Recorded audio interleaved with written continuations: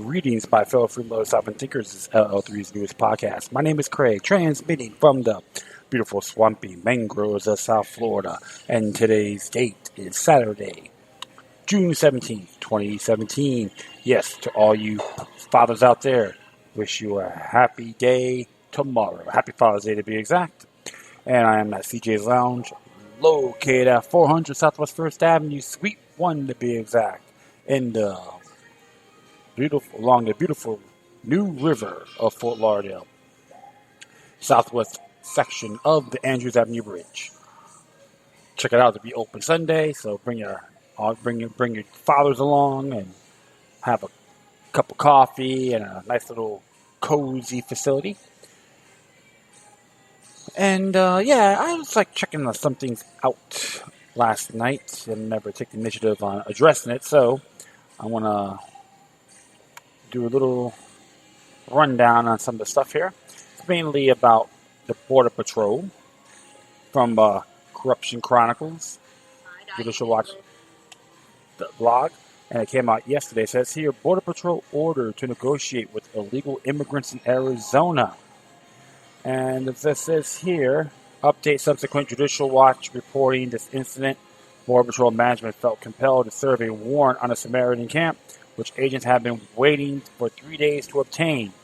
Despite President Trump's pledge to tighten border security, Border Patrol agents in one of the nation's busiest sectors for illegal immigrants and drugs were ordered last week to stand back after a surveillance camera recorded a group entering the United States from Mexico. Federal law enforcement sources told Judicial Watch the incident occurred in the vast desert terrain between Arizona and Mexico. Border Patrol officials said an agency Buckeye camera operated out of a mobile truck recorded the illegal crossers entering through Nogales, a town of around 27 and adjacent to the Mexican state of Sonora. All right. That's how you pronounce it. The video camera is used by the Border Patrol to monitor areas for illegal crossings. Can be panned to follow crossers' movement. Sources told Judicial Watch. Upon the crossing the border, a group of illegal immigrants entered what feds referred to as a Samaritan camp, according to the Border Patrol official, who spoke on a condition of anonymity out of fear of retaliation from Homeland Security Secretary John Kelly's management team. The special camps are operated by an Arizona-based open borders advocacy group called Nos Mas Merete, No More Deaths, and consist of several trailers on private property.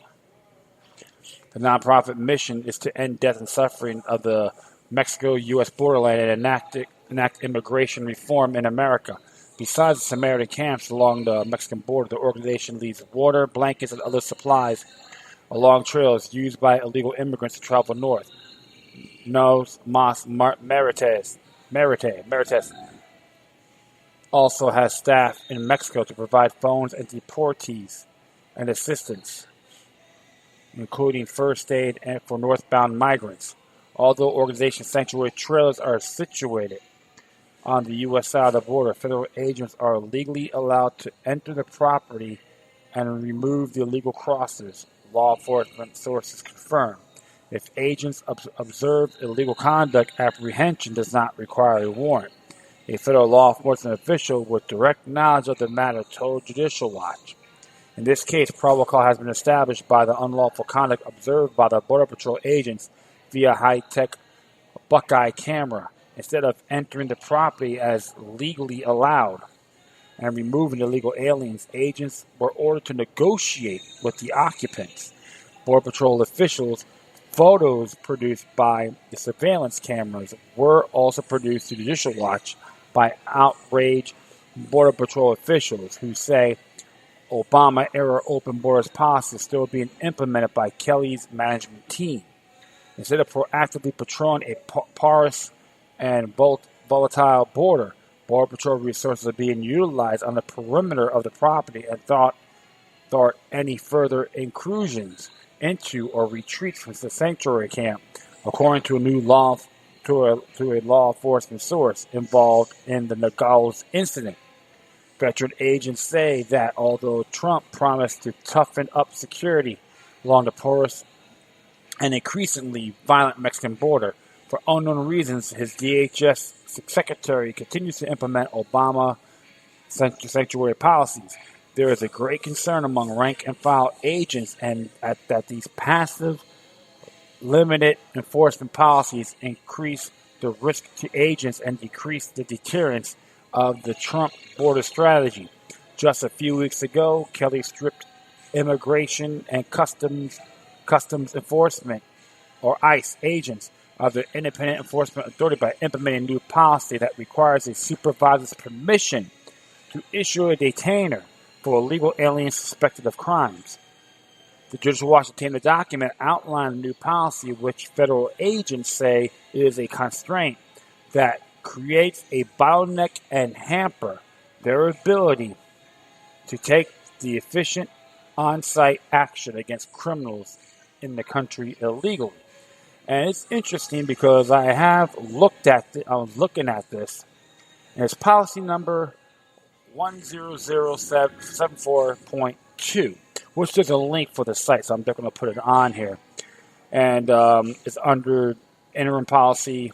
They suspended interim policy number 174.1, detainers, which is August 2nd, 2010.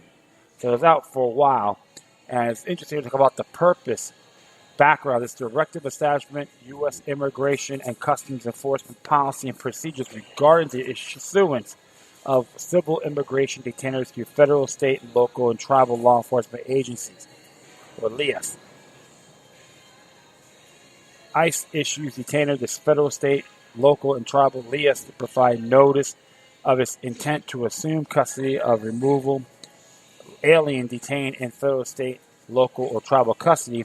Department of Homeland Security's detainer authority codified in Section 287.7 of the Title 8 Code of Federal Regulations, or the CFR, arises from the Secretary of Homeland Security's power under Section 103A, subsection 3 of the Immigration and Nationality Act to provide regulations necessary to carry out his authority, and from ICE's general authority to arrest and detain aliens subject to removal or removal proceeding pursuant to Sections 236, 241, and 287 of the NINA, which is Immigration and Nationality Act. The use of immigration detainers, however, long predates any reference to detainers in statutes of regulations. In fact, the former Immigration and Nationalization Service first used the form I-274 as early as 1952. Detainers enable to ICE to judicially deploy its investigative, detention, and removal resources consistent with the immigration enforcement priorities of the Department of the Executive Branch back of the U.S. government. Detainers also allow ICE immigration officers to avoid the risk of public safety and officer safety associated with arrest outside the custodial environment. So that's like the main objective, okay, on main purpose on there. And when you start reading this, you can say it is a head scratcher, and definitely, take a look. There's a link on there where it says they got the documents. It's like 6 pages long. You can really read it for yourselves. And there's a lot of questions in here that it is, you could say, disturbing. And Tom D. Hammond actually wrote it. And really, like I said, you got to really look at this a lot further. And it's like I say, it is a little bit, it's like SIP 5.4. Counseling an immigration detainer. If issuing an immigration detainer, ICE determines that it will not assume custody of the subject, and ICE immigration officers must counsel the immigration detainer. So you have to ask questions, make sure it's meritable and all that. So, you got that. So definitely check this out. It has things establishing probable cause. It tells you about that. So it's like a little preliminary round, I would say. I know many people will find this very disturbing in good faith. And so you have to, like say, I'm not really too keen with it in general. It just had to do with certain ethnic groups. It's more like an ethical perspective. So I'm not going to play, double speak. And it was interesting. It was because I remember watching I seen a couple of documentaries on that area, which is very insane and highly dangerous. Even I've got the name of one movie I've watched. It's like many people have been crossing through there, and sometimes you see remnants of like human flesh and people just actually dying going across. I guess why they want to do that humanitarian mission, because they don't want to see these folks just die. All right. And another thing I want to throw in here too is by Unicorn Riot, which is like over 21 minutes long, called Crisis Borderlands. And I examine this, and you have to see all sides of the coin. And there's some of the pros and cons on the rhetoric. Like the thing that I may disagree, they try to blame capitalism, trying to say that, like they want white supremacy and so forth. I'm not really going to really fall for that. I'm trying to be disrespectful to the makers. However, they did bring about some great, meritable views on about detaining the illegal immigrants through CCA, the private prison firms, and shipping them back could be a lot cheaper with the corporate prisons. And NAFTA really affected Mexico as well.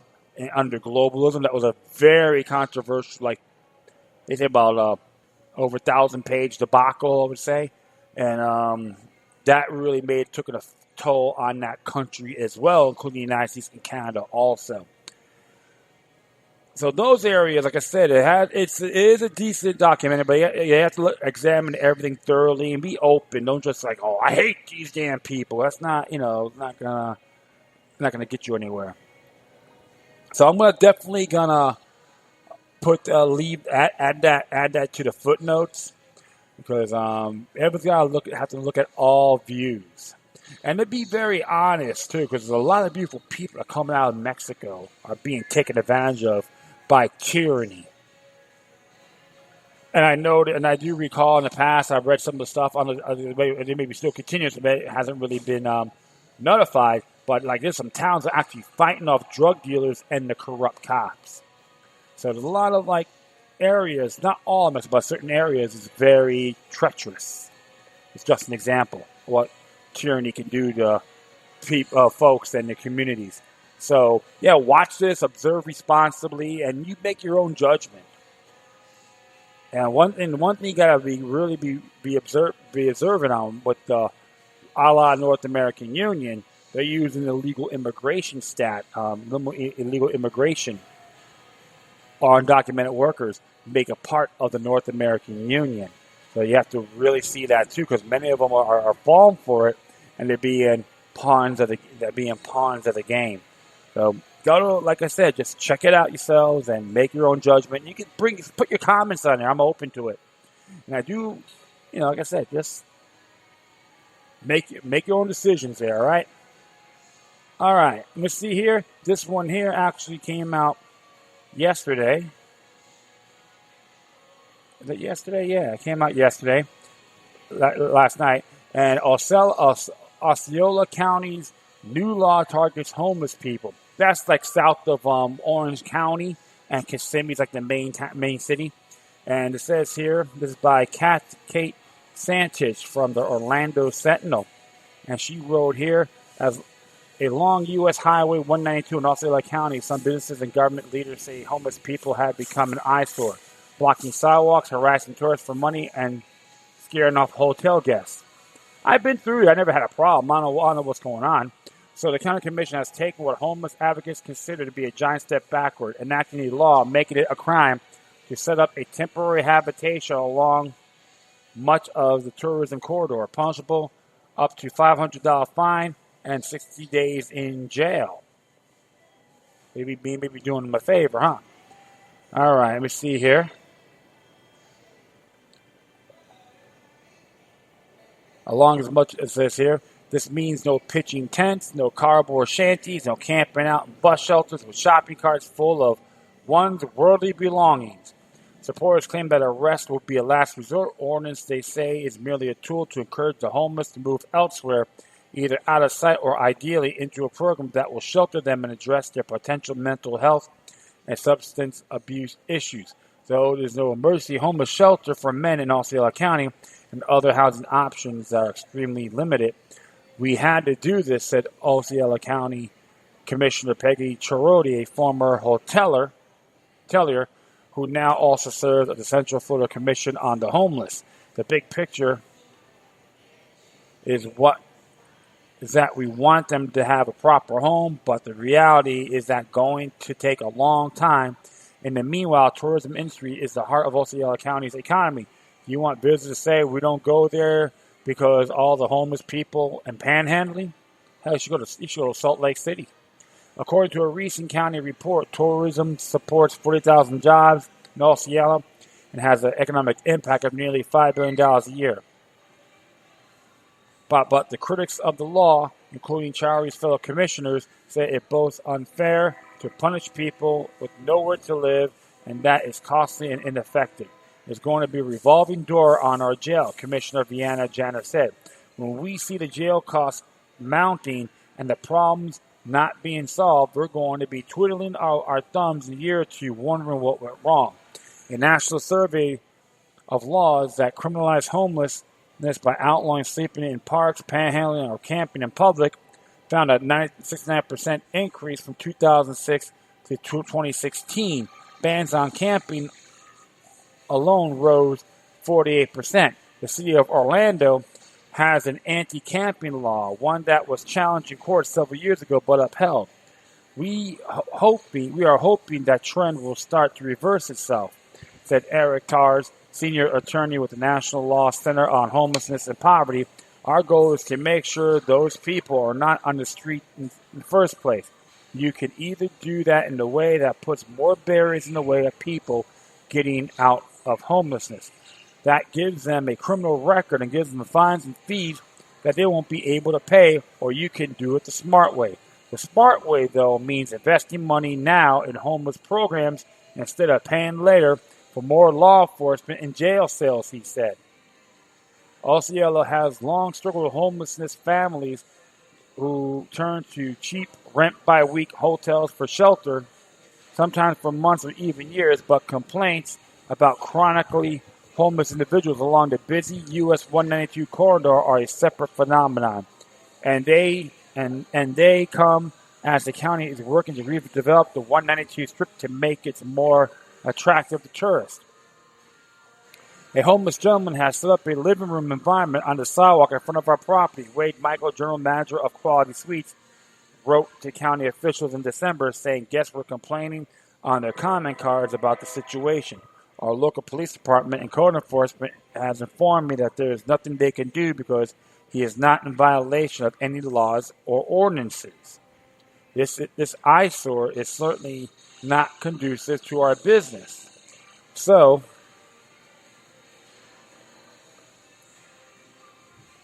on the sidewalk of our property. So, hey, it's called trespassing. I don't know why they say they nothing they can do about it. Okay, so and since here Osceola officials have only recently begun to address the underlying issues of homelessness in the past year, nonprofit, they began housing chronically homeless individuals who have physical and mental disabilities. Just 15 of them so far. More are on the waiting list. According to the latest account conducted in January, Osceola has 239 homeless people, not including those families in the hotels, or doubled up with another family, but 23% of the homeless there are veterans, well above 9% in both Orange and Seminole counties.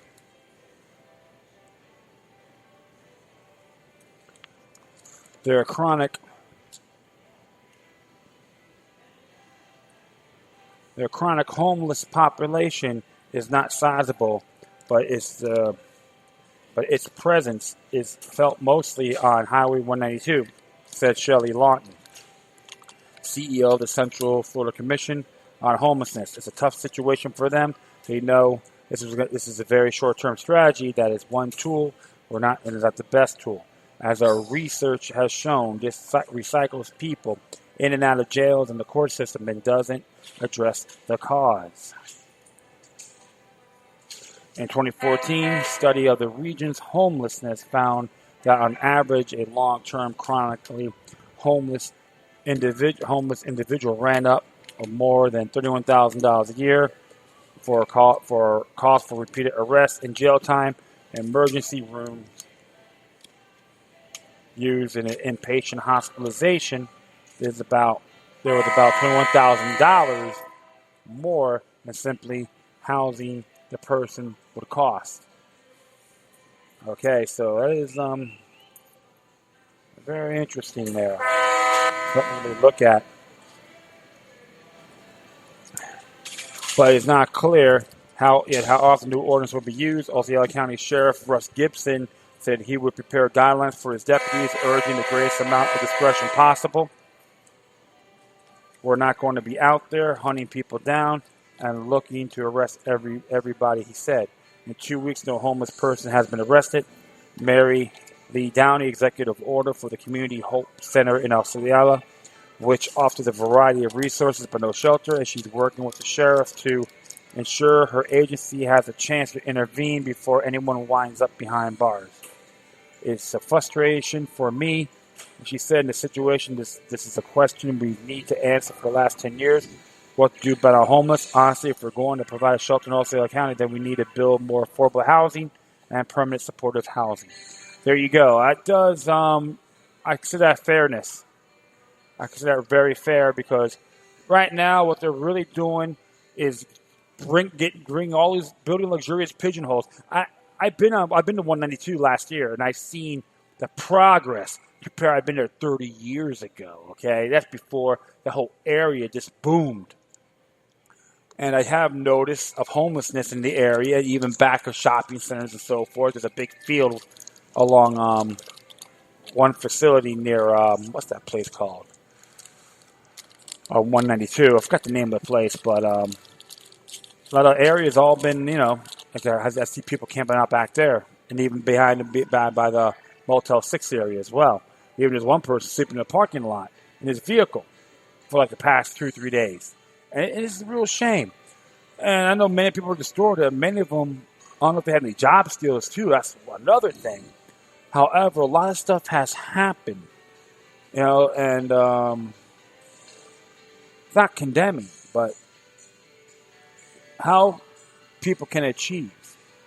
But sometimes you got governments getting in the way. They don't want to do this. They don't do that. They can't do this. Can't do that. They can't even make a living. You got to have the license, the sperm count. I could be dramatic. I could go on and on. But I don't know if this ordinance gonna prevail. And it looks like even the commissioners are divided by it, even the sheriff himself. But first of all, main objective too, and I say this in good faith, many of them have to help themselves. I'm not saying it's easy. They have to help themselves. But a lot of them they're distorted also. So they might have to need some special guidance. And I know there's folks out there are doing that voluntary, taking care of them and so forth. Just wondering, talk to them, hey, what are your job skills and all that? I know there's a town in Utah, they're trying to make that happen, trying to end homelessness. A lot of vacant homes there. Should probably talk to them on it. I don't even have the article on me, unfortunately, but because I do remember reading about it, and it's really interesting. But this is happening everywhere, and it's just a real disturbing example because even a lot of cities, even Salt Lake City, Utah, you can see them all like congregating in one area near the train depot. It is between the bus train depot and a big shopping center. It's park full of this is completely insanity. So that's the main objective. How inspire them to help many of them how to inspire them to help themselves. So hopefully people of Osceola County will have the compassion to not crucify these people, because I see it's in Fort Lauderdale. and I get a little bit disturbed. That's why I'm not afraid to call out the mayor, like Jack Seiler, which he's a technocratic butt boy, by the way, and I say that politely. There's too many parasites in government too. So, but not saying everyone there are bad. Wish them the best and make it better for that county. And that's it. Made this real brief. I thank everyone for listening. Plus, feel free to download and share through our social media networks. If you have any questions, comments, or you want to send me something that's interesting and you want to check out, whatever you do, please send your correspondences with decorum. You can hit me on Facebook, Twitter, Google+, Spreaker, iHeartRadio, Tumblr, YouTube, Freedoms Network, Scene.life, Minds.com. Oh my goodness, I had a brain fart. Patreon.com/LokiLuck III and Future Net. Or you can email me at LokiLuck3@gmail.com, which is the number 3 altogether, plus encrypted fans, LokiLuck03, so they're both number 03 altogether at protonmail.com. All right, my friends, that's all for now. Once again, thank you for your time. Plus, always remember that demoniac resistance is healthy for the soul and can liberate humanity. Until next time, take care of yourselves, keep on spreading love, and may your guardian spirits be with you.